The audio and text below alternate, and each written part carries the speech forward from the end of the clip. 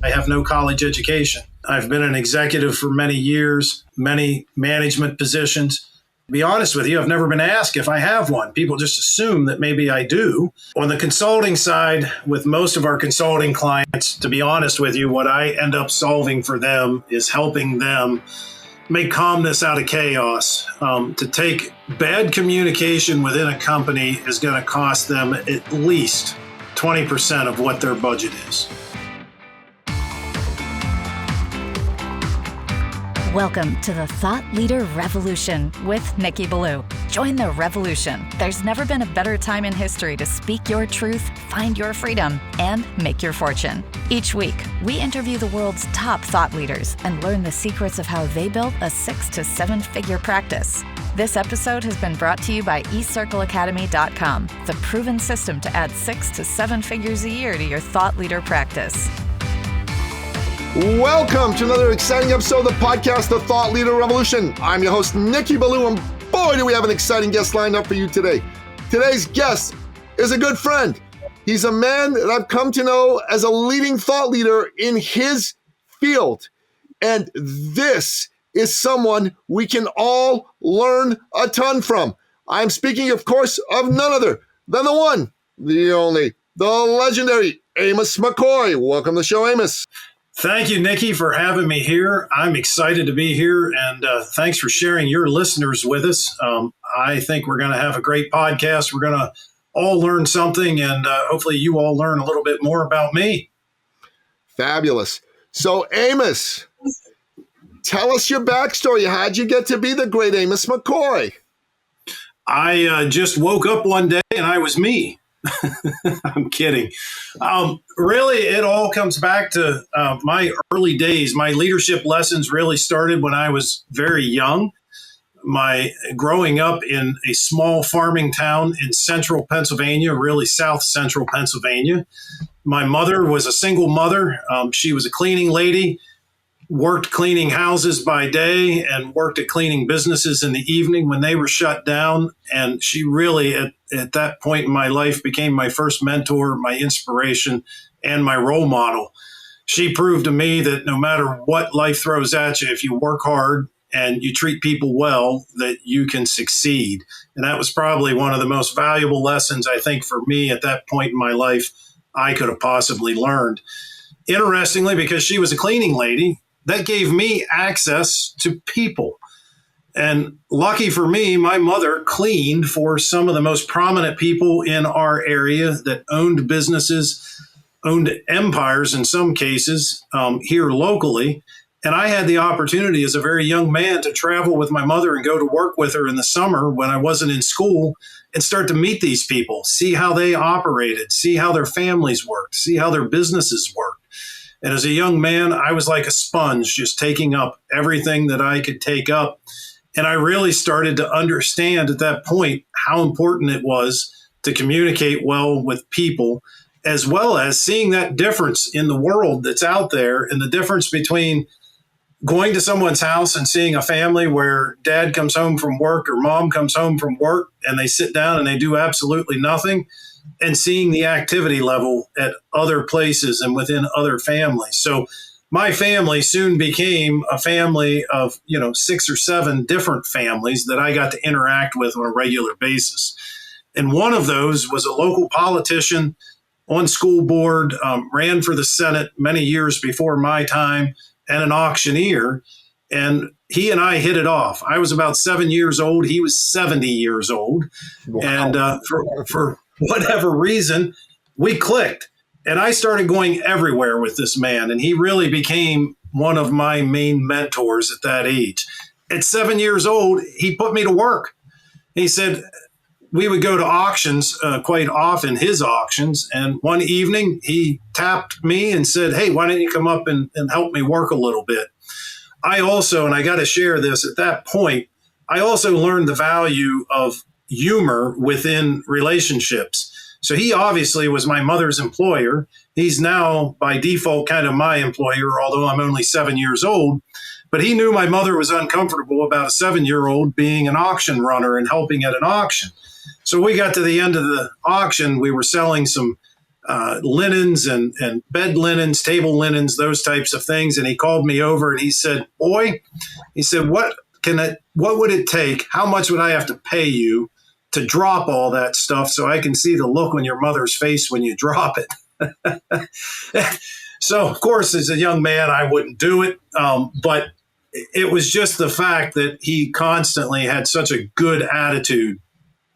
As I grew a little bit older, I started working at a local feed mill and interacting with farmers and interacting with the vendors of the feed mill, and got to meet some really amazing people. One of the most amazing that I got to meet in that process was a gentleman called Dick Winters.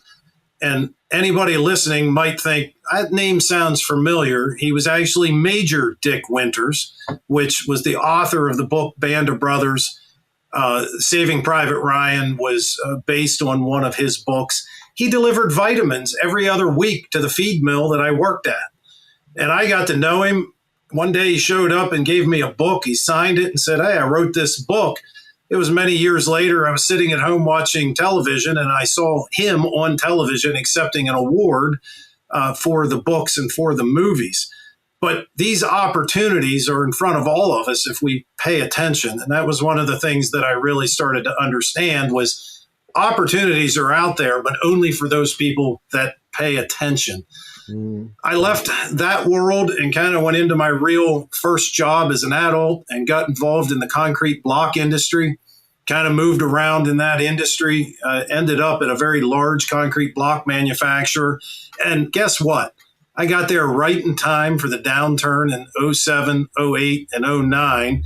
So I got there just in time to learn how to downsize, learn how to get lean, and do all of those great things that now we all are kind of accustomed to. Prior to that, everybody was kind of living fat and happy.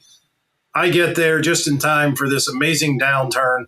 And what I gained out of that was, how do you go through that process of significant change within a business, but do it well? How can you close a plant or close a business down, but still take care of the people, work with the people, and help the people through that process? So today, I really just draw on all of those different experiences. I also have some experience in the nonprofit world as well, which kind of makes it a little bit more well-rounded for myself. And the grit and resilience that I developed in those early days really are what I am teaching people today. Through trial and error, I've come up with a system that can help us build great teams and calm chaos. And that's where I find myself more often than not, is right smack dab in the middle of something that needs to be calmed down. And that's what I try to move on and train people in.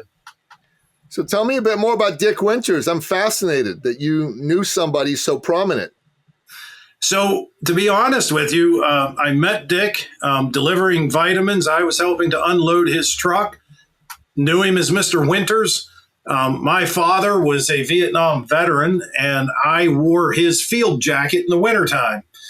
And I'm, at this point in my life, about 12 years old, and Mr. Winters, of course, sees this jacket, and he assumes that I may have been a military person, asked me for my rank and division of the military, and I explained to him that it was my father's jacket. That was the only thing that I knew about him at that point as far as who he was. I knew he was a military man. He was one of the most humble, generous people that you would ever want to meet. And then over time, I started to learn more about him. And I had an opportunity when I was in high school to participate in a concentration camp symposium. Wow. And Dick was one of the people that provided a lot of information and kind of shared some of the things that he went through. And to be honest with you, it wasn't until I was an adult that I really realized everything that had happened with him. I got to share, which has nothing to do with leadership, but you asked that question. My grandfather was also a prisoner of war. He was in Stalag 3 during World War II. What I didn't know until just a few years ago is Dick Winters' platoon is the platoon that freed my grandfather. Wow. And how fascinating is that I have this intersection of those two people. That's pretty amazing. Did your grandfather ever meet Dick Winters? No, my grandfather died. He passed away in 1984, and that was well before the time that I knew Dick Winters, and he never had the opportunity to meet him other than possibly when he was freed, but I don't know that he actually got to meet him or not. That's pretty amazing. That generation of men, the greatest generation, they really answered the call to defeat tyranny and crush evil in the name of good. It's amazing. I agree 100%. Hell of a story that you got to meet such a prominent, famous man. It would have been a cool, neat thing, I would think, and you must have really enjoyed watching Saving Private Ryan and the Band of Brothers programs. Yes, and actually, I actually have, which was given to the owners of the feed mill, and I later became in the possession of it, but I actually have the Band of Brothers Bible, it's called, but it's actually Dick Winters' notes on the script. And so he took the script and put his notes in there before it went back, and he made copies of it, and it gave to some of his dearest friends. And the owners of that feed mill that I worked at received a copy. And several years later, I ended up with that copy. But being able to watch that and understand that the man that I met that was so humble is the man that went through all of those things in a foreign country as a very young man. And he continued to teach at the War College and at West Point right up until the end, which I think goes to show how important it is to continue, whether it's in the Army or whether it's in a business, how important it is to continue to instill those good leadership qualities into the next generation. So what would you say are the top 3 lessons that Dick Winters taught you? I would say, 1, it doesn't matter what we've been through or where we have been. I believe, and that's terrible, I believe his last name was Markle. He was actually in a concentration camp, and he's the man that said, we always have one last place of safety, and that's within our mind. And so we can make our lives whatever we want. And so in his case, he had many choices to make. He could have come home and been a miserable, terrible person. He could have come home and completely closed off and never talked to anybody again. But he chose in his mind to make the most out of everything that happened to him and all of those experiences, and to never look back and regret it, but to teach people from the experiences that he had. And I think that's what we all can learn from, is that no matter how terrible the experiences are in our lives, there's something to be learned, and we can change in our mind how we are going to interact with whatever that thing that happened in our lives was. I would say probably the second thing that I really got out of him is how important, again, back to relationships. I was a 12-year-old young man working in a feed mill, and he took time to learn what my name was, the history of my family, and every time he came in, he interacted with me when I was there. That is the basis of connecting with somebody, and that's how important it is. Today, at 45 years old, I remember those interactions from when I was 12, because he made a connection with me and did something that was very valuable for me throughout my life, which was just making that connection. And I think the last thing that I learned from him, but not at that period of time, learning later after the movies came out and the books became wildly popular, was really understanding how important it is to tell our story, how important it is to let people know how we got somewhere. One piece of my story that I left out earlier is that I have no college education, and I've been an executive for many years. I've held many management positions. I never got a college degree. To be honest with you, I've never been asked if I have one. People just assume that maybe I do. But telling that story of how you get somewhere is so valuable. And I think that starts with people like Dick Winters, as well as the auctioneer that was a part of my life when I was younger.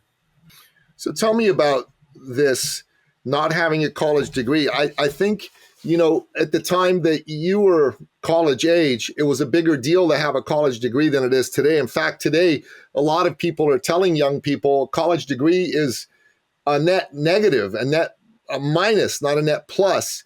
And my son, like I told you, he's about to turn 19. He was about to go to college to get his kinesiology degree. He got a job instead, and he's decided he doesn't want to go to college. He wants to just work. And there's a lot of young people making that decision.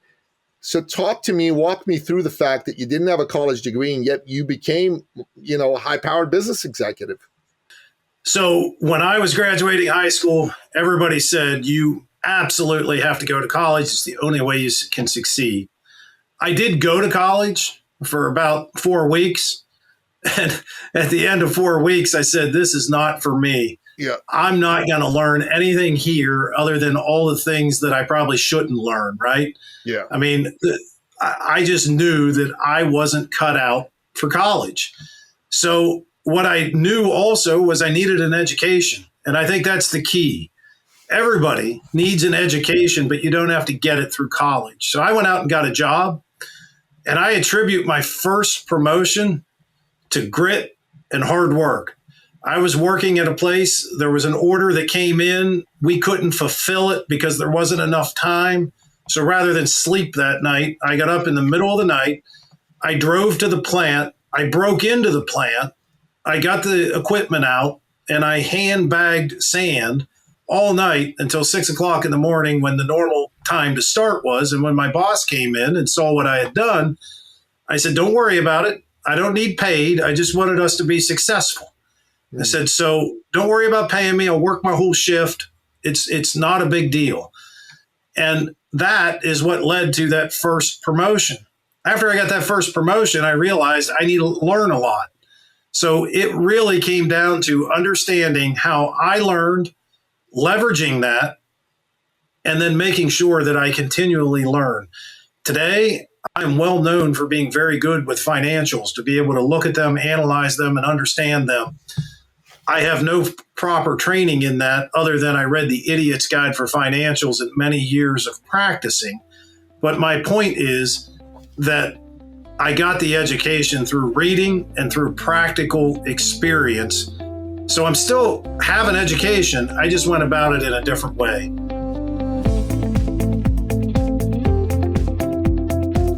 I've got a university degree and I got my master's as well. I went to Georgetown U to get my master's, and I'm proud of what I did.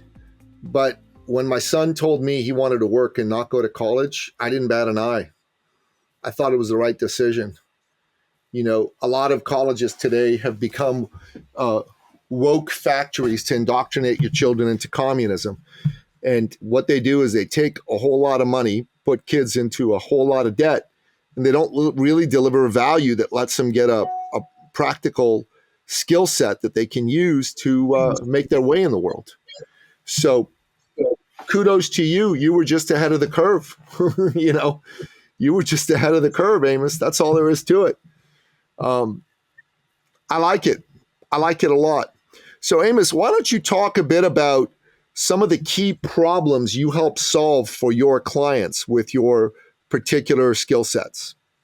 So on the consulting side, with most of our consulting clients, to be honest with you, what I end up solving for them is helping them make calmness out of chaos, to take, whether it be a change in leadership, a change with CEO, or it could just be a new project that they know is going to cause waves throughout the organization, to come in and work through our strategies and help them be able to achieve, get the message out, get the buy-in from all the employees that are involved, and to continue to move forward.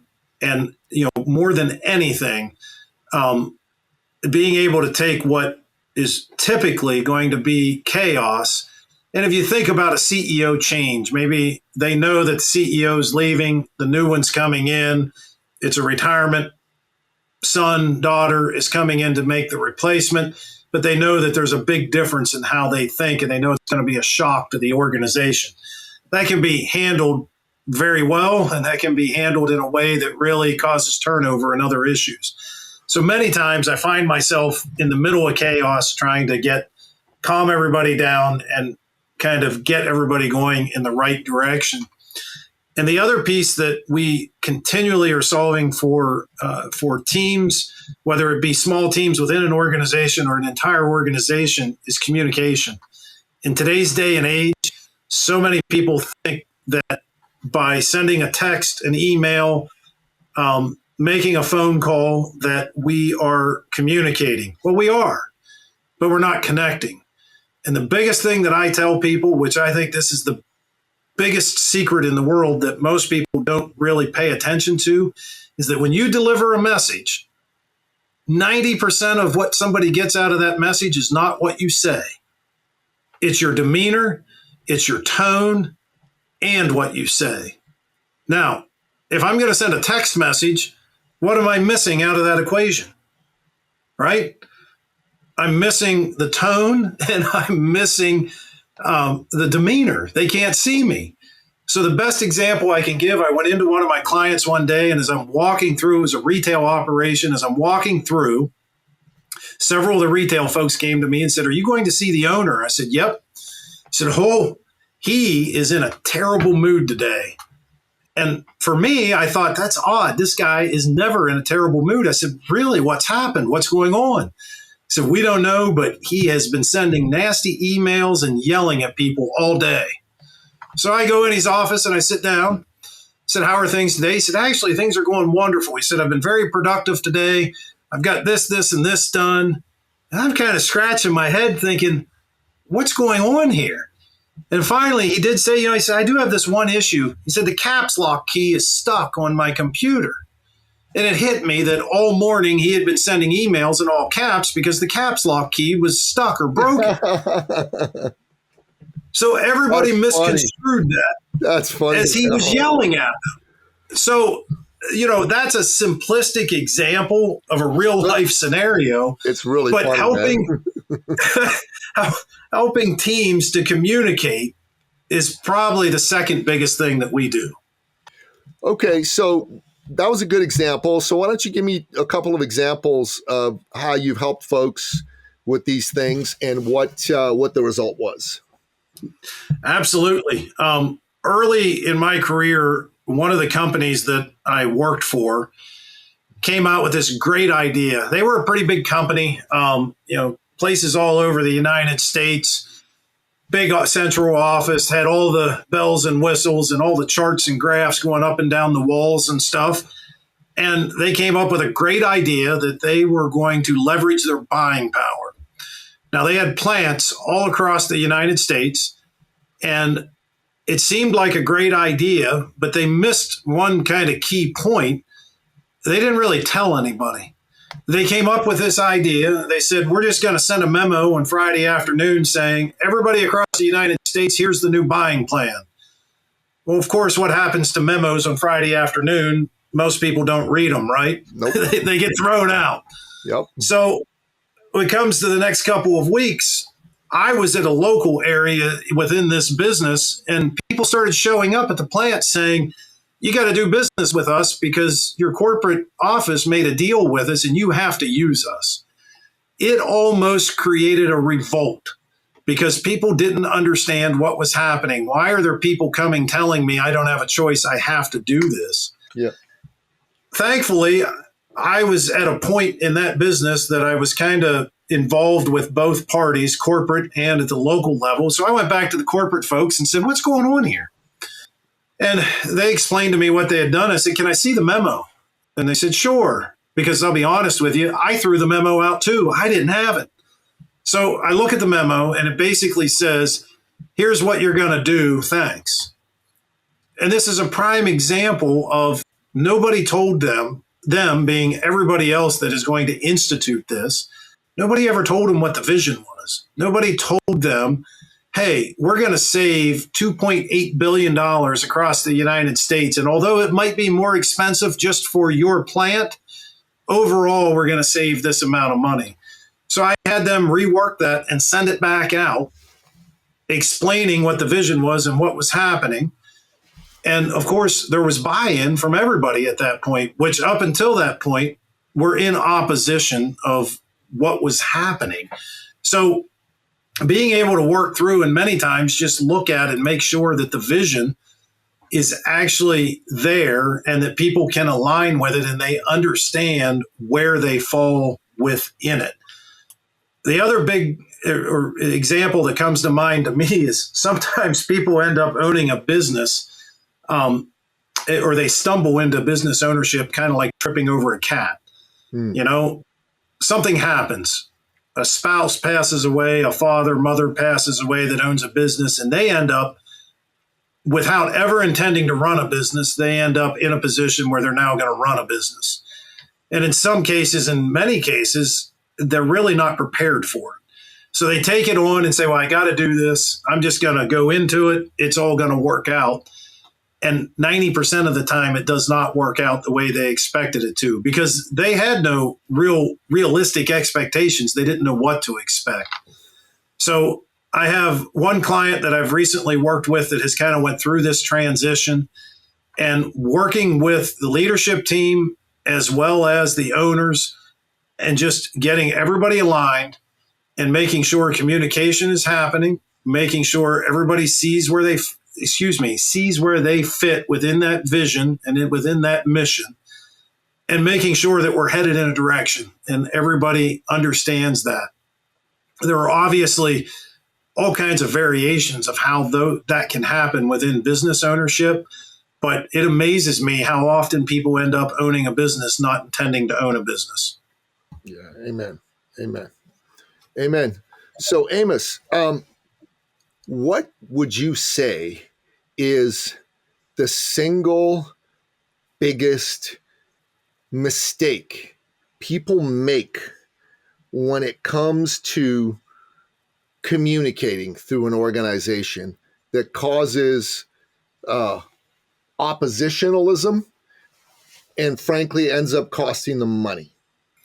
I think the single biggest mistake when people are communicating is that they assume that the people on the other end of the communication know everything that they know. And more often than not, what I'm coaching people on is one, the type of communication, back to what I said earlier. You got to ask yourself, why am I communicating? What am I trying to put forth? And does it need to be recorded? And if the answer is no, it doesn't need to be recorded, and you're just merely trying to get a message to one individual, go have a conversation with them, right? So why are you communicating? Then picking how you're going to communicate. But then lastly, understanding that everybody receiving that message may not have the same knowledge as you. Most of the time, issues that cost money within an organization are based on the fact that the communication that kind of started the process was not clear for somebody. Makes sense. Makes sense. And what has this ended up costing organizations when this is something that they haven't addressed?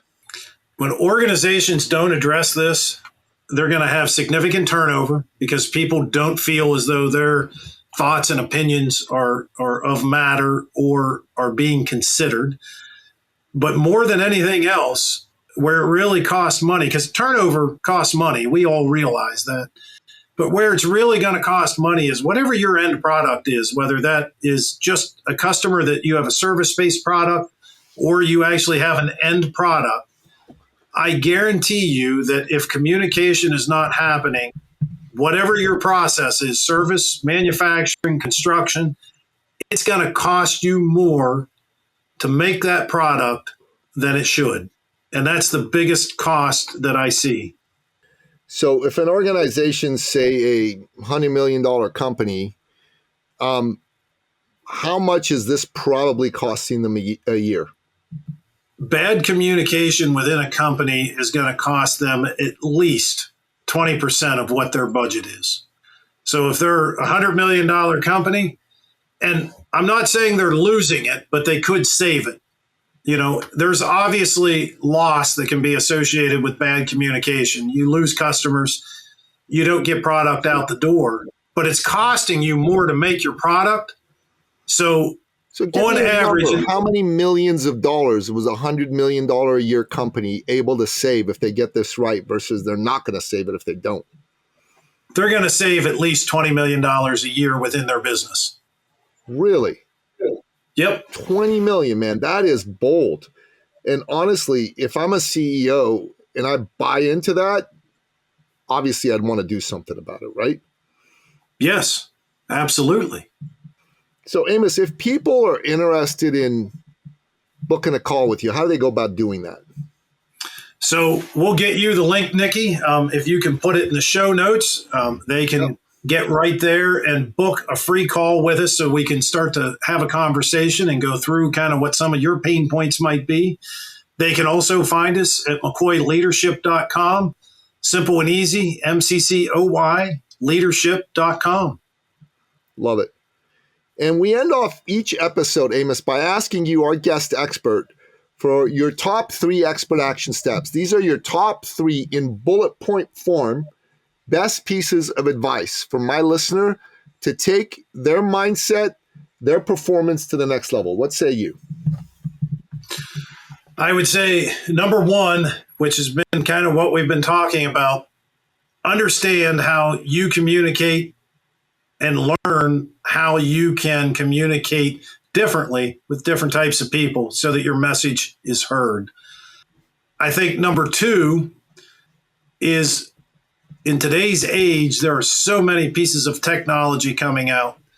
Task yourself every month with trying to look at what new technologies are out there that you don't have experience with and get a little bit of experience with them. Get the free trial, check them out, see what they can do for you. Because I have been amazed at what technology has been able to do just over the past couple of years. It can help to make us more efficient so that we have more time to spend on other things like communicating with folks. And the last thing, which I often tell people, is get a handle on what you as an individual are doing every single day. Make sure that you're hitting those high points. Whatever your strategic plan is that you have today, and we hope that everybody has one, you need to reflect on that every day and make sure that you're making forward movement in the areas that you want to make forward movement in. If you're not looking at it every day, all of a sudden a month has gone by and you haven't looked at it and you've made no forward movement. These are great expert action steps. Amos McCoy, thank you for coming on the show. Listener, Amos McCoy is the real deal. Go to his website, McCoyleadership.com. McCoyleadership.com. We'll put that in the show notes. Jump on a call with him if what he's saying is resonating with you, and see what you can do to help your organization be more effective in terms of its communications. And if you enjoyed this episode, give us a like, give us a rating, give us a review, because the algorithm likes it when you do that. And the wokesters won't be able to stop us because we're one of the non-woke podcasts out there. And we need your help to get past the woke throttles on our algorithm. So that's really important that you do that. Make sure that you do that. And if you got a friend who's down and out in the dumps and this message is a message that you know would help them, then share the episode with them. Just share the episode with them. You'll make their life better. You'll be glad that you did. Amos, thank you again for coming on the show, man. Really great to have you here. Absolutely. Thank you for having me. Yeah, it's my pleasure, brother. And that wraps up another exciting episode of the podcast, The Thought Leader Revolution. To find out more about today's amazing guest, the one and only Amos McCoy of McCoy Leadership, go to the show notes at thethoughtleaderrevolution.com. or wherever you happen to listen to this episode, be it iTunes, Spotify, Google Play, Audible, YouTube, Rumble, or what have you. Until next time, goodbye. This episode has been brought to you by eCircleAcademy.com, the proven system to add 6 to 7 figures a year to your thought leader practice.